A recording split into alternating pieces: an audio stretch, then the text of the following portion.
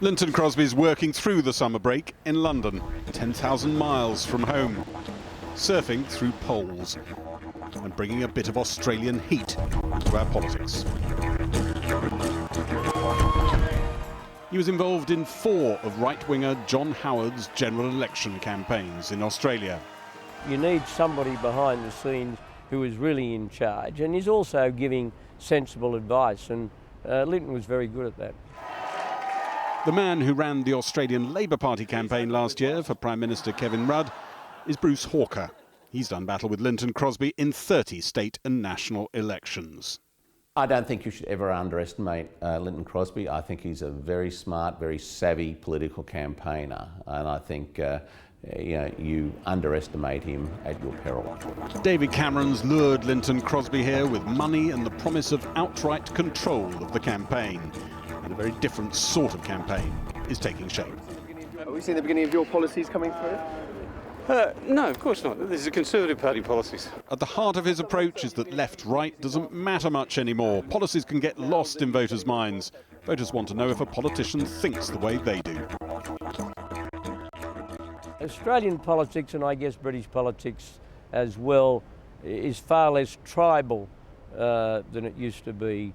The old saying that my father would turn in his grave if he knew I was voting Tory or if he knew I was voting Labor, that is less frequently uttered now than what it would have been 30 or 40 years ago.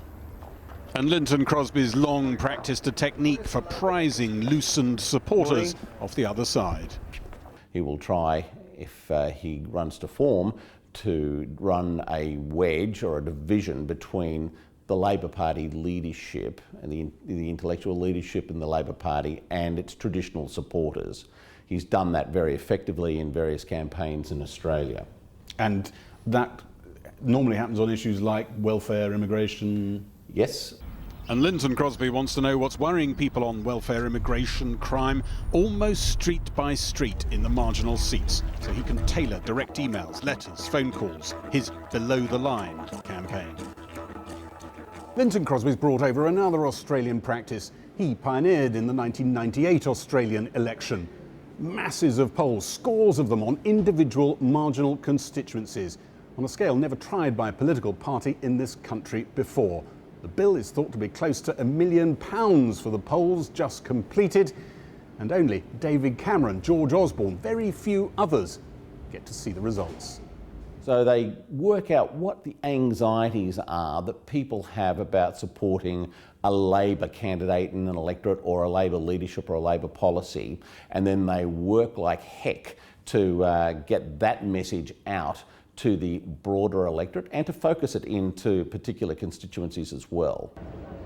In messages to colleagues, David Cameron sometimes refers to Linton Crosby as PTBN. It stands for Pass the Beer Nuts, an expression Linton Crosby often uses when he thinks Tory strategists are becoming a bit airy-fairy or remote from voters' concerns. It's that no-nonsense approach that David Cameron hopes will help him connect with voters whose lives are a great distance from his own.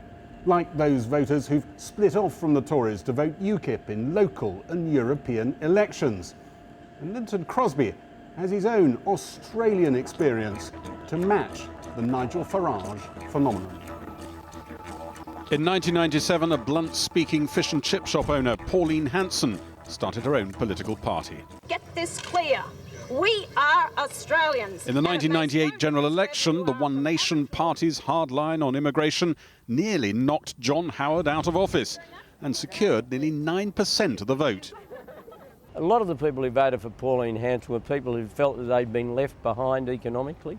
Many of them lived in the less affluent regional areas of Australia. They were really people who'd missed out on the Australian affluence. Like Nigel Farage's forces in seats like Thurrock in Essex, the Pauline Hanson troops' biggest gripe was immigration. I should have the right to have a say in who comes into my country. As they tried to squeeze down the One Nation insurgency, John Howard and Linton Crosby were accused of borrowing its political clothes. Pauline Hanson said that you'd managed to suck all her voters, or lots of her voters, into your embrace because you'd stolen her policies. and her rhetoric, with Lynton Crosby at your side. Yeah. Is that a... Well, she would say that, wouldn't she? Is there any truth in it? No. We will decide who comes to this country and the circumstances in which they come. Bruce Hawker wonders whether his old sparring partner will go for a more hardline message if it's close to the election and the Conservatives haven't pulled back enough UKIP voters. That's the break glass option. You know, when the polling's telling us actually they're rusted on to UKIP and they're not coming our way. That's where it gets very interesting and potentially very dangerous in a campaign, because you then really have to start changing direction. And if he starts going down the path of trying to really incorporate UKIP values and rhetoric language into Cameron's speech, then I think a lot of Tory voters on the left sort of fringe of the Tory party are going to be a bit worried about it as well. So you can end up wedging yourself. I think Mr Cameron's underestimating UKIP, sir. For years, Britain and Australia have seen newspapers wading into campaigns with distracting headlines, personal attacks often on Labour leaders. But the last Australian general election, many feel, took that to a new level. And that could be another Australian import heading over here. Tony Abbott, now Prime Minister, barely had to say a negative thing about Kevin Rudd. He came out looking very sweet and Pollyanna-ish and gave very short press conferences, stuck to his message and went away. You can see that happening to Ed Miliband. You could easily see that being tried by Cameron, particularly if he can marshal a major media group to do what Murdoch did for the Conservative Party in Australia. The government's got a clear plan for the direction of the economy to deal with the issue of people's concerns, and I'm sure it'll pay dividends at the election. The Tories are investing heavily in this man's campaign plan. The format's made in Australia, and it could be coming to a street near you soon.